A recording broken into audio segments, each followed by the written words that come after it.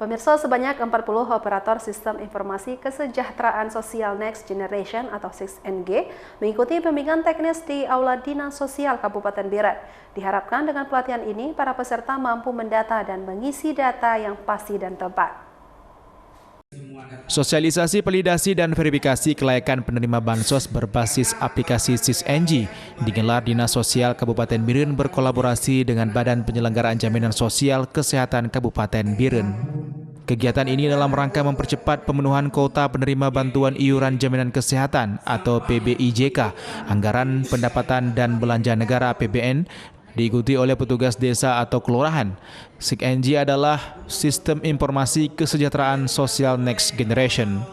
Pelatihan teknis aplikasi 6NG yang pertama dilakukan untuk Kecamatan Gandapura merupakan tindak lanjut pengembangan pelatihan 2023 dan berlanjut untuk kecamatan yang lain dan ada kecamatan yang digabung tergantung jumlah desanya. Data terpadu kesejahteraan sosial, semua data diambil dari data tersebut dan akan terkoneksi. Dengan pelatihan ini diharapkan para peserta mampu mendata dan mengisi data yang pasti dan tepat jika pelatihan sebelumnya tentang 6NG kurang maksimal semoga dapat ditingkatkan saat ini.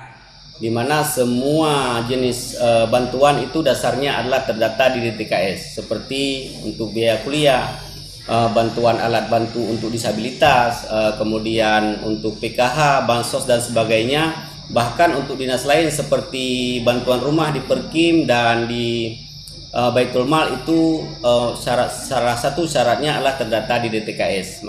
Menurut pendataan kesehatan dan lainnya, Biren sudah terdata 313.000. 6NG merupakan data terpadu kesejahteraan sosial, yang mana DTKS ini menjadi dasar dalam mengambil kebijakan untuk penyaluran bantuan sosial. Untuk itu diharapkan pihak desa dan kelurahan senantiasa melakukan pemutakhiran data setiap bulan. Pemutakhiran data dilakukan atas dasar verifikasi faktual kondisi lapangan yang dituangkan dalam bentuk berita acara hasil musyawarah tingkat desa. Dari Kabupaten Biren, Musriadi, iNews melaporkan.